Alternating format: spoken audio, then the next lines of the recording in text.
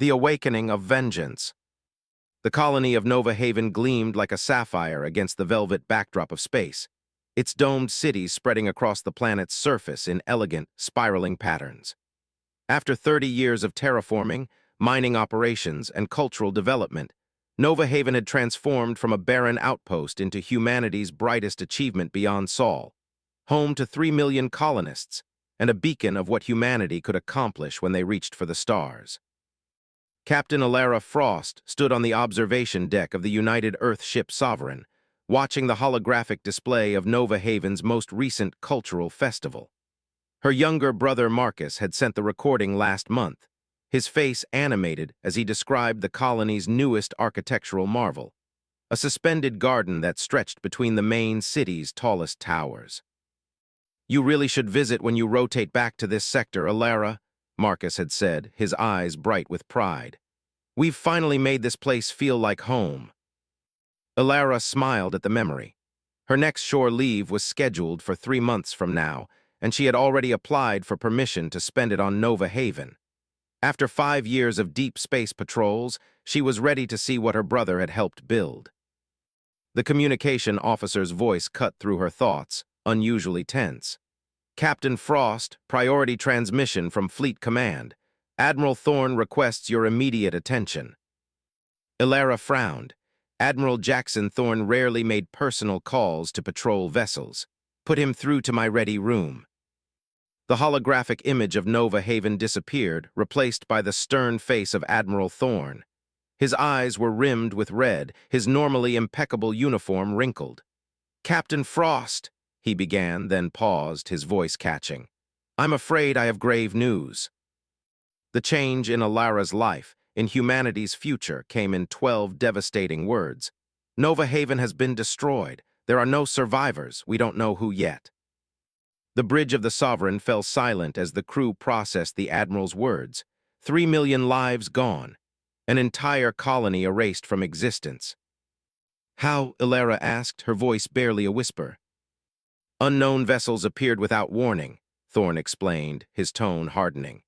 "They bypassed our early warning systems, disabled the orbital defenses, and then—" he swallowed hard. "They bombarded the surface until nothing remained. The mining outpost on Titan's moon captured fragments of the attack before losing contact." Alara's mind flashed to Marcus, to the millions of colonists, to the gleaming towers and suspended gardens. All gone. "Do we know who did this?" she asked, hands clenched into fists at her sides. "A trading vessel in a neighboring system identified them as the Krell Imperium," Thorne replied. "An ancient species we've had minimal contact with. They've always seemed disinterested in human affairs." "Until now," Alara said, her voice cold. "Until now," Thorne agreed. "Captain Frost, I'm redirecting the Sovereign to rendezvous coordinates. Every ship in the fleet is being recalled." "Recalled for what, sir?" The Admiral's eyes met hers through the holographic display. "For the largest military operation in human history. The Krell believed they could erase us from the stars. They're about to learn how wrong they were." Within days, humanity transformed. The species that had spent centuries divided by borders, politics, and ideologies found unity in shared rage. Colony ships were retrofitted with weapons. Civilian vessels volunteered as support craft. Military installations worked around the clock, producing ammunition, fighters, and warships. From her new position aboard the UES Vindicator, humanity's newest and most powerful dreadnought, Alara watched as the greatest armada ever assembled took shape. Over 500,000 vessels of varying sizes and capabilities, united under a single banner and a single purpose: retribution. "It's unprecedented," Commander Nathaniel Ward said, standing beside her on the Vindicator's observation deck. "The Martian Confederacy has committed their entire defense fleet. Even the Outer Rim colonies have sent everything they could spare." "The Krell made a critical mistake," Alara replied, watching as another wave of ships arrived through the jump point. "They thought we were weak, divided. They didn't realize what would happen if they gave us a common enemy." Admiral Thorne had been promoted to Supreme Commander of the United Human Fleet, with Alara serving as his tactical officer. In the war room of the Vindicator, they gathered to review what little intelligence existed about their enemy. The Krell Imperium has existed for approximately 3,000 Earth years, Dr. Vivian Aucaffer, the fleet's chief xenobiologist, explained. They're an expansionist species that appears to value strength above all else. Their encounters with other civilizations have typically ended in either subjugation or destruction.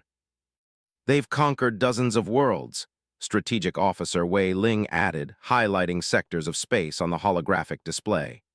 Their technology is advanced, particularly their weapons systems and FTL capabilities, but they've never encountered humanity before Nova Haven. Alara studied the images of the Krell vessels. They're vulnerable, she said after a moment. Their ships are impressive, but the designs are rigid, unchanging. They haven't faced a serious challenge in centuries. They've become predictable. Admiral Thorne nodded grimly. That's what we're counting on. The Krell expect us to either cower or launch a disorganized retaliatory strike. Instead, we're bringing a force unlike anything they've ever seen. The journey to Krell space took 3 weeks, each day spent in rigorous training and preparation. Alara barely slept, dividing her time between tactical simulations and staring at the last images of Nova Haven, of Marcus.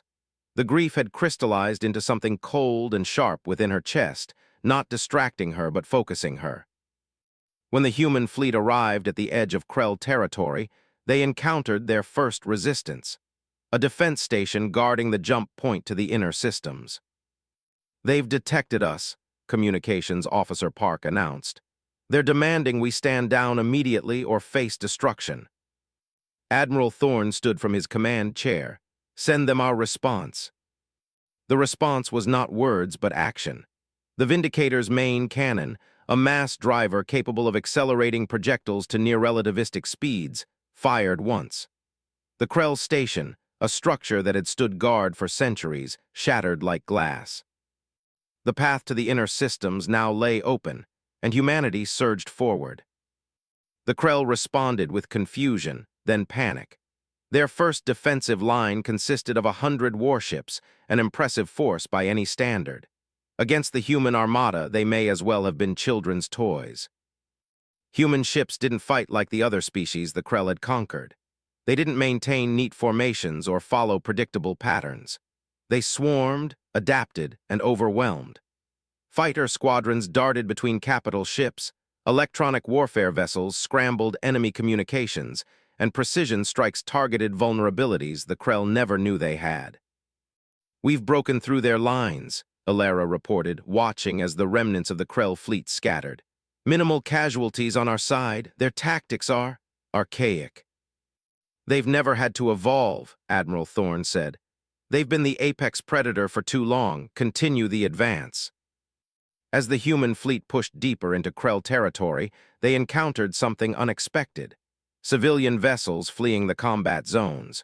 Unlike the military ships, these were clearly unarmed, filled with non-combatants seeking escape. "What are your orders, Admiral?" Commander Ward asked as the refugee ships appeared on their scanners. The bridge fell silent. The rage that had carried them this far demanded no quarter, no mercy. But these weren't the warriors who had destroyed Nova Haven. "Let them pass," Thorne ordered after a moment. "We came for justice, not genocide." The fleet continued its advance, system by system, until they reached a heavily fortified Krell military installation in the Helios sector. Here, the Krell had prepared a proper defense, with hundreds of warships and planetary defense systems waiting. But it wasn't enough. Nothing they could have prepared would have been enough against humanity's wrath. When the battle was over, Alara led a boarding party onto the remains of the Krell command station. Among the wreckage, they discovered something that changed everything. Data cores containing the true reason behind the attack on Nova Haven. "It wasn't random," Alara said, her voice tight as she reported to Admiral Thorne. "According to these records, they detected something on Nova Haven, something that terrified them." Thorne frowned. What could possibly make the Krell fear a human colony? "Not the colony," Alara replied, displaying the translated Krell documents. "What was beneath it? The geological surveys from the mining operations had uncovered something ancient, something the Krell call the World Ender. The data showed fragments of information, an alien artifact of immense power buried for millions of years. Nova Haven's mining operation had been close to unearthing it without realizing its significance. They destroyed an entire colony to keep this buried, Thorne said, his expression hardening. 3 million lives to protect a secret. Alara stared at the images of the artifact. The question is, Admiral, what happens now? Do we continue as planned? Thorne was silent for a long moment. The Krell made their choice when they attacked Nova Haven. They could have warned us, established contact, found another solution. Instead, they chose annihilation. He looked up, his eyes cold. So will we. As the human fleet regrouped for the final push toward the Krell homeworld, Alara found herself standing again on the observation deck, staring out at the stars. The vengeance that had seemed so clear now felt more complicated. The Krell had committed an unforgivable atrocity, but had they believed they were preventing something worse? It didn't matter, she decided. Some lines, once crossed, could never be uncrossed. Nova Haven was still gone, Marcus was still gone, and the Krell would answer for it. The human fleet moved forward, and the stars themselves seemed to tremble. The stars will remember. The human armada approached Draxus Prime, homeworld of the Krell Imperium, as an unstoppable tide of steel and fury. From the bridge of the UES Vindicator, Alara gazed at the tactical display where thousands of human vessels moved in perfect, deadly synchronization. The Krell home system was heavily fortified, orbital defense platforms, minefields, and the largest concentration of warships they had encountered yet. They've committed everything they have left to the defense of their homeworld, Commander Ward observed, studying the enemy formations. The Imperium's final stand. Admiral Thorne nodded grimly.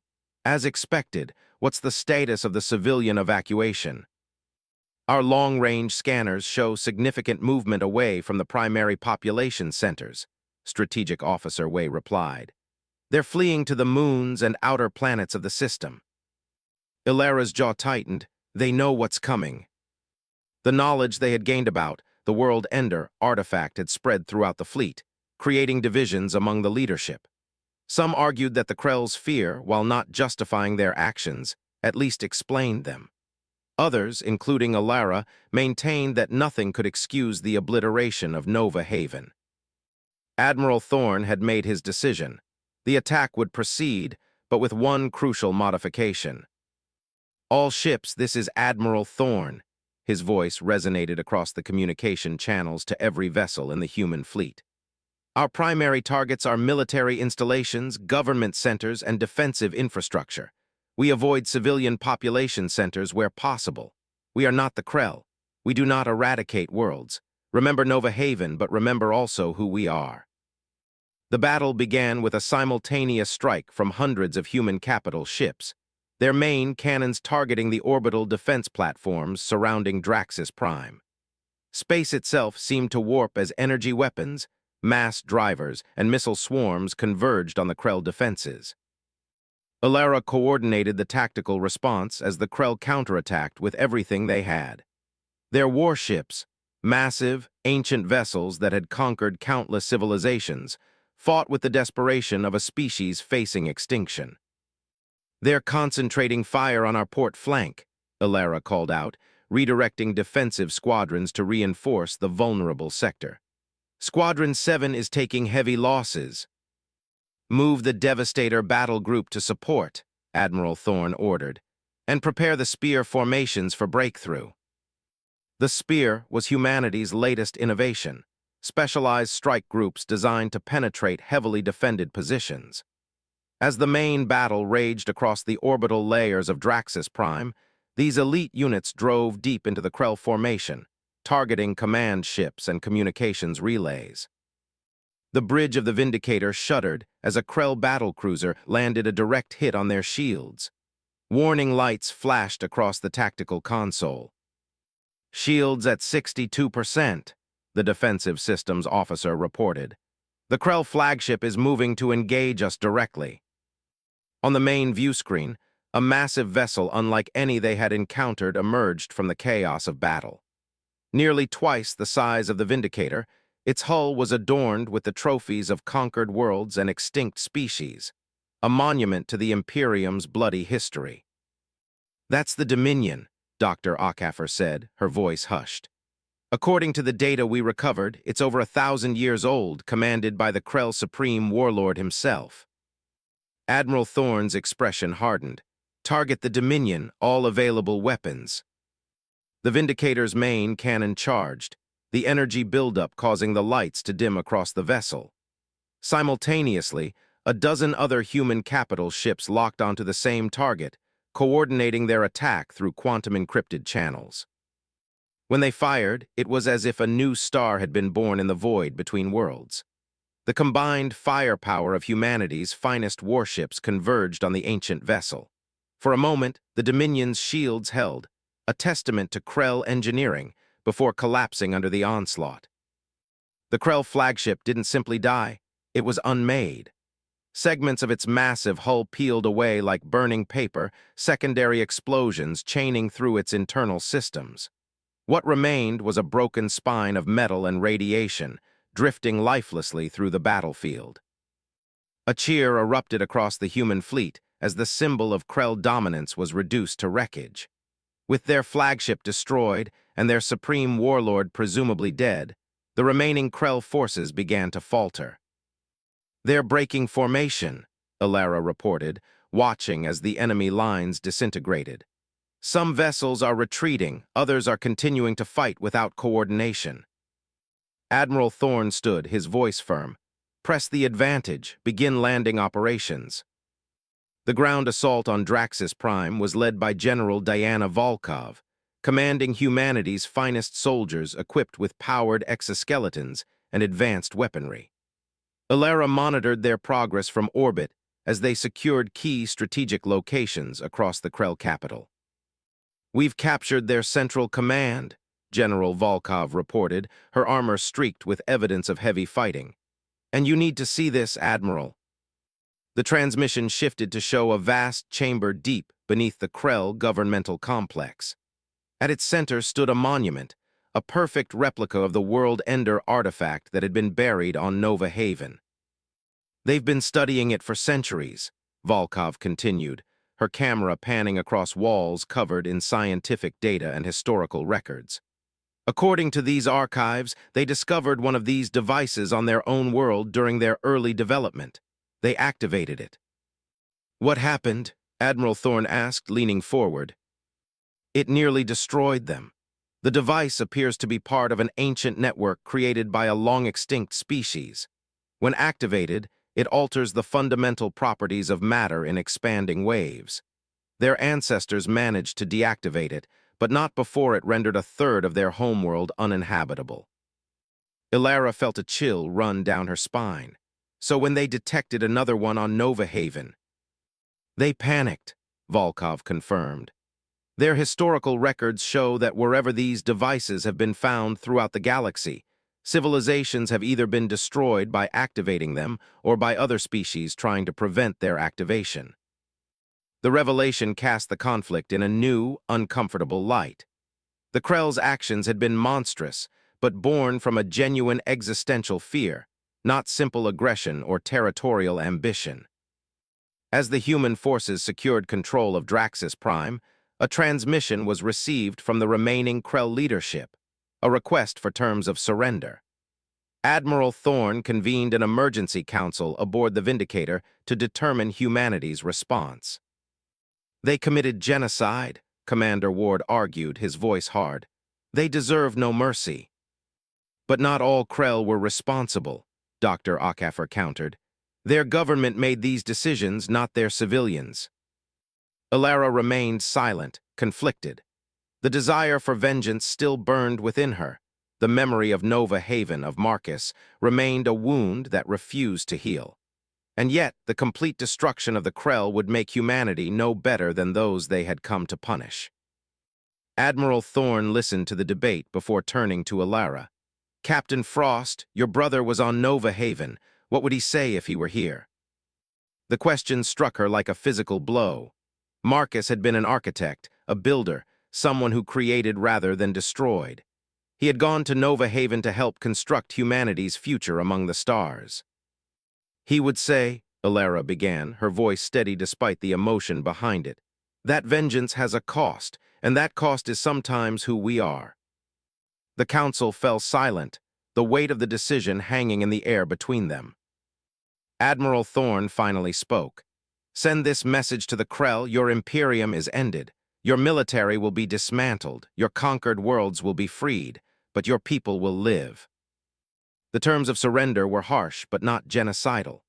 The Krell government was dissolved, their military reduced to a defensive force, and reparations demanded for Nova Haven, not that anything could truly compensate for such a loss. Most significantly, the Krell were required to share all information about the ancient artifacts, allowing humanity to prevent future discoveries from becoming similar tragedies. 2 months after the fall of Draxus Prime, Alara stood on the observation deck of the Vindicator, watching as the massive human fleet began its long journey home. The stars looked different now, not just points of light, but worlds to be protected, explored, and sometimes feared.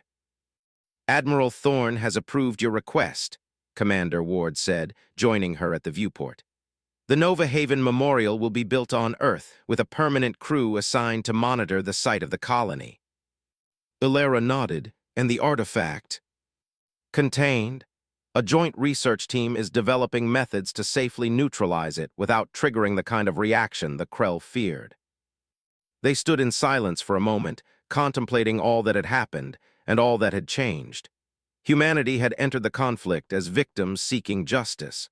They emerged as something far more complicated, a power that had brought an ancient empire to its knees in mere months.